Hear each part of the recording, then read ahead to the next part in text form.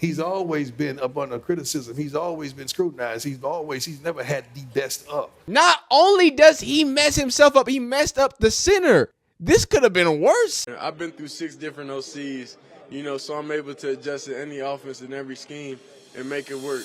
Deion Sanders finally addresses all the negativity surrounding Shedeur Sanders. And look, it should be no surprise if you watch any draft cycles, and if you've been watching this channel for a few months, you would know that, look, it's all lies, man. It's all propaganda. Whether it is the truth or it's not, you can't really believe anything in this draft season. So, of course, Shedeur had some things thrown at him. Deion Sanders responds. He retweeted some videos that we're going to, listen to. And also, just this morning, Dan Orlovsky broke down some film and defended Shedeur Sanders. So we'll crack into that, man. I really appreciate y'all watching these videos. If you enjoy college football content, draft stuff, NIL, transfer portal, all that good stuff, man. That's what we do over here. So hit that subscribe, hit that bell icon, like the video if you like it, dislike if you don't like it. Let's hop right into it. So like I said, he addressed it straight up. So let's just read the tweets, right?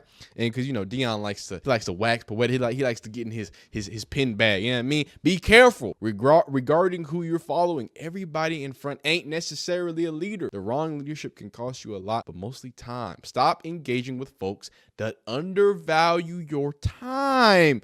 Identify the leadership you desire and submit and commit yourself to it. Now, do you think that has anything to do with the reports that Shedeur Sanders wasn't as quote unquote interested in certain teams that he knew that weren't going to pick him or he didn't desire to go to? Sounds like a pretty good defense to me. Next one, be careful. Oh, it's the same thing. I'm sorry.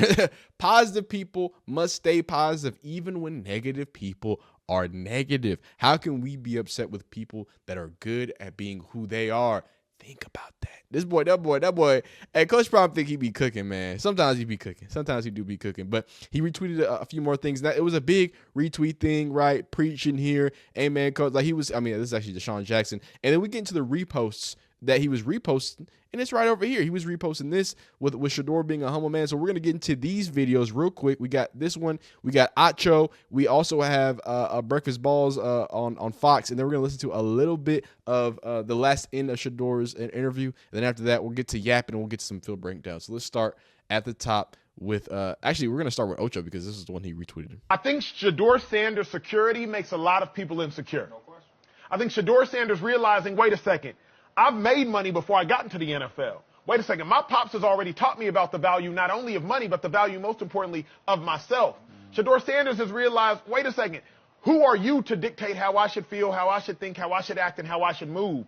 Furthermore, apple, tree, it don't fall far from it. Who you think his dad was? Remember 1989, the New York Giants wanted to interview Deion Sanders. The New York Giants, they simply said, hey, Deion, we want you to take this written test. Deion said, why am I taking a written test? The Giants said, well, we make all of our draft picks, potential draft picks, take it. Deion said, hey, where do y'all pick at? They said, in the 17 range. Deion Sanders said, oh, I'm going to be long gone before y'all ever pick. And he walked up out the room. Apple, tree, who you think raised Shedeur Sanders? So when Shedeur Sanders, I would suggest, comes off as confident, comes off as secure, comes off as knowing who he is, you, insecure, dictate his security is something that's an issue. That's how I feel about it.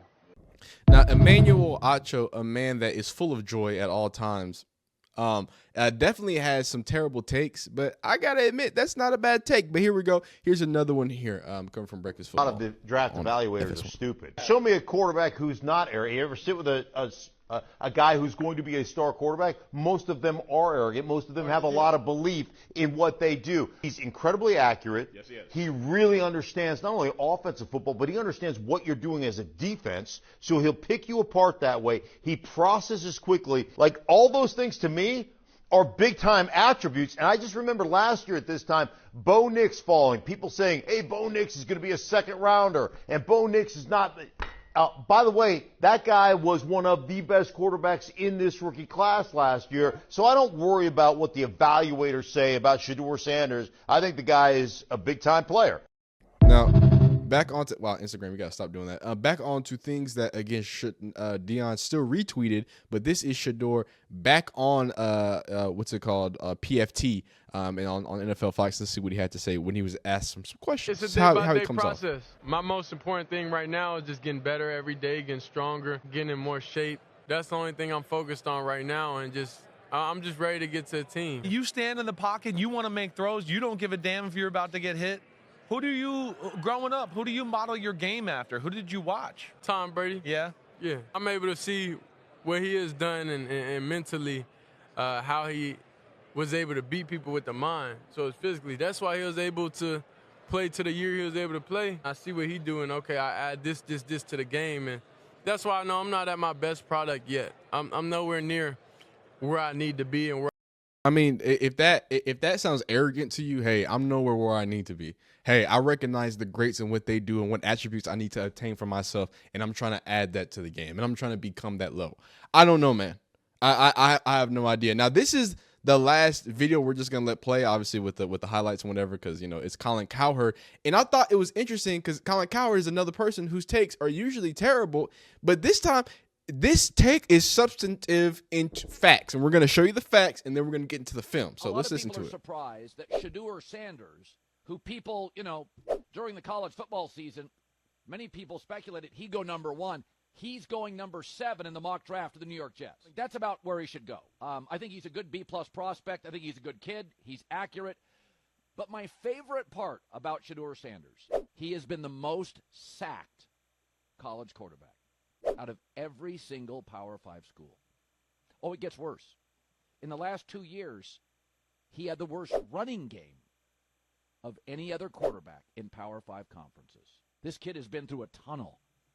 Okay, this kid has swam through a tunnel and you know what. And there's a reason that there aren't a lot of great Ohio State quarterbacks in the NFL and not a lot of great Notre Dame quarterbacks. USC quarterbacks, Texas quarterbacks, Georgia quarterbacks. Why is that? That the reality is when you go to an Ohio State, you take a 3-step drop, hit a receiver, a 5-star receiver on a drag route, he goes for 48 yards. It's easy living. Shedeur Sanders has had to manufacture offense, and that's what happens in the NFL. And there are 2 quarterbacks in this draft that are ready to play day one, Cam Ward and Shedeur Sanders. Now, right when you hear that, right, and I think it's very important because this comes down to how long have you been watching football, right? And I don't mean to come off as condescending, but this is a very obvious thing, right?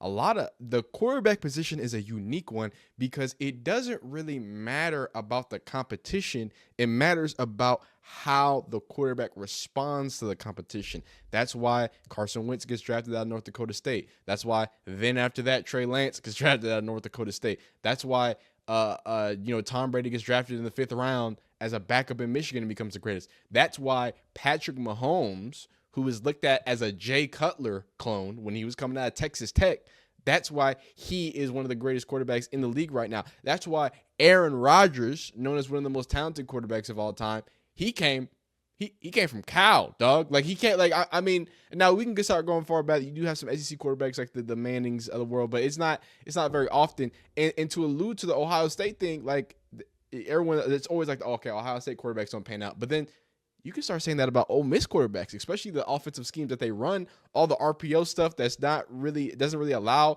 a quarterback to read a full defense. We don't have to get too deep into that.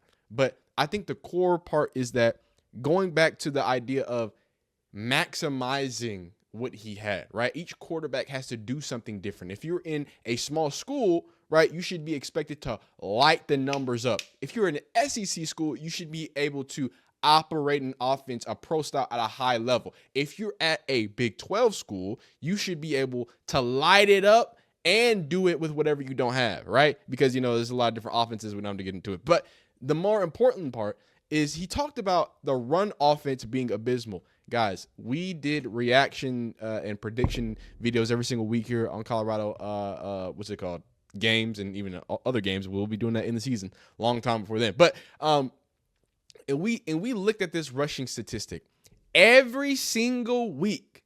I'm saying this rushing play percentage, rush yards a rush, rushes a game, rush yards a game. So not only how many times they try to run the game, not only how many yards they get per rush, and not only how many rushing yards per game, they were all, if not the worst, the second to third worst in all of college football. So I know he's talking about Power 4. Forget Power 4. Out of the 134 FBS teams, rush yards a game, Colorado last season going 9-4, had the worst rushing yards per game in the league. Worst, second to worst yards a rush, second to worst efficiency, and then third, fourth worst even running the ball. They just gave up on it. They just stopped doing it because they just felt like they couldn't do it. So that's real deal spiel. And what does that translate to the sack percent? Oh yeah, we can also look at can we look at offensive sacks?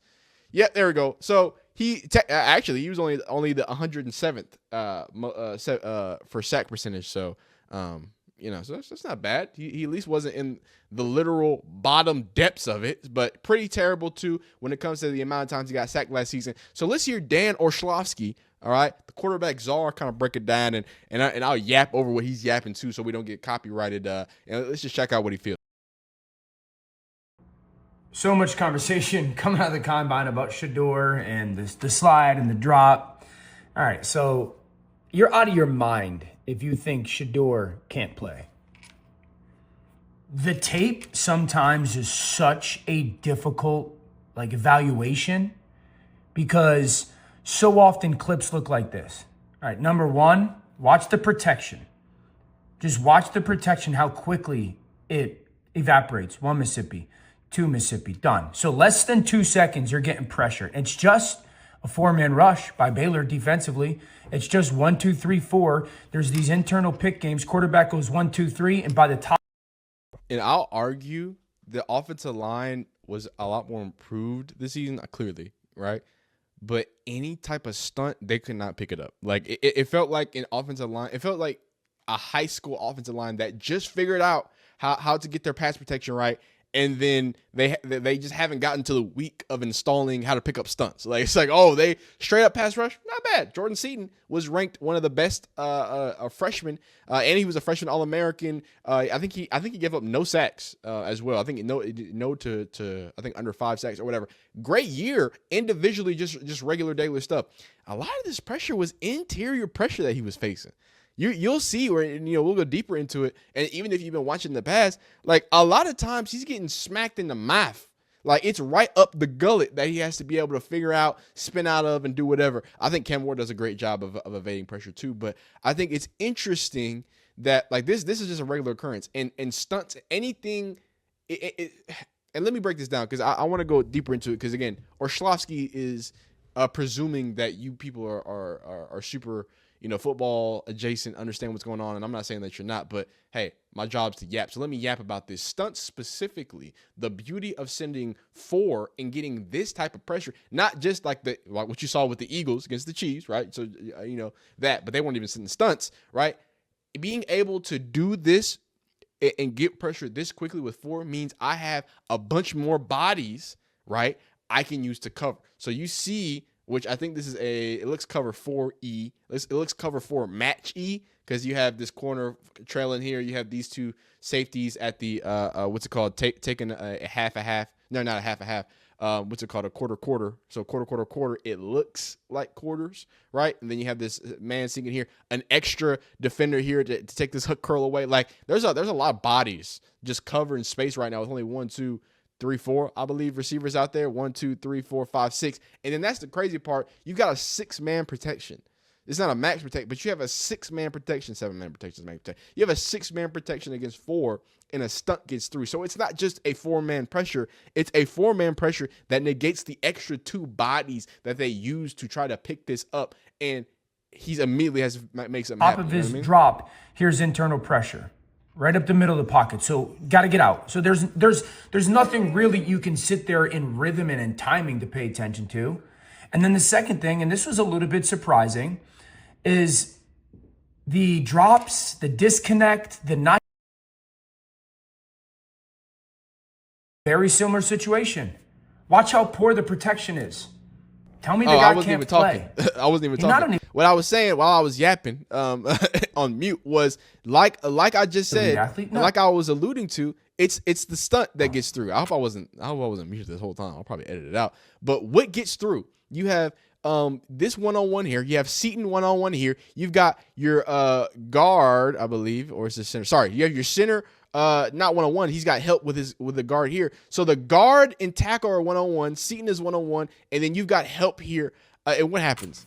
immediately just doesn't know what to do. This is a fundamental issue with knowing how to play the position, to the point that this was an eye. He was shaded on one eye. This is just awful by this guard. Why this guard thinks he needs to help the center here when the center has help on his shade is absurd to me. Let's take it back, because now it's making me mad. And I was probably telling. Remember, so let's watch what happens. The guy can't play. Let's watch what happens down below here. So linebacker taps his guy who is shaded, either shaded or head up. It looks like he's shaded based on this hash. He's shaded to this left side where he has help on this guard. As this guard, what are you looking at that makes you from right here go? Watch, he goes up and watch what he does. What? Why? Do you see that? Do you see that he goes? Do you see that he comes this way? He comes and tries to help.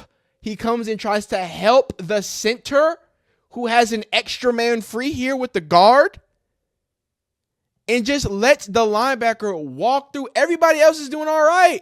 Everybody else is doing cool. 1-on-1 here. Hey, center's handling his business. He's washing them down the line. This guy's looking dumb because this gentleman decided to help for no reason, and then he went that way anyway. And now he's got to get jiggy with it. So what does he do with it? Tell me, Orshlovsky. Spin out. Get away from it. Stay on the move. Receiver sees it the same way. Stays full speed. Ball's perfect. And you know who that is. I mean, that's awesome. You know who that is. That's but of course, it's number 12. Watch out quickly. One Mississippi. Oh, gosh. Oh, gosh. So watch out. Yeah, we have of a course. And then this is the even better look. Look at this. Again, the stunt comes here. So he is head up. He's head up. He's not shaded. He's head up. So, but what makes you think with this linebacker here, you think he's not coming? So great job, Seton. Seton gets 1-on-1, sets perfectly, tackles here, setting, looking good. He's looking like he's working a stunt. He looks like he was trying to play contain. But look at this dude. He doesn't even give himself a chance. Not only does he mess himself up, he messed up the center. This could have been worse. Look at this. Immediately, why are you hopping inside? Why are you setting inside to help? If you don't know, that's what you put your arm out to kind of like feel and help, and then you might just because he might stunt from you, and then so that's what he's doing. He sets and he's feeling, but why?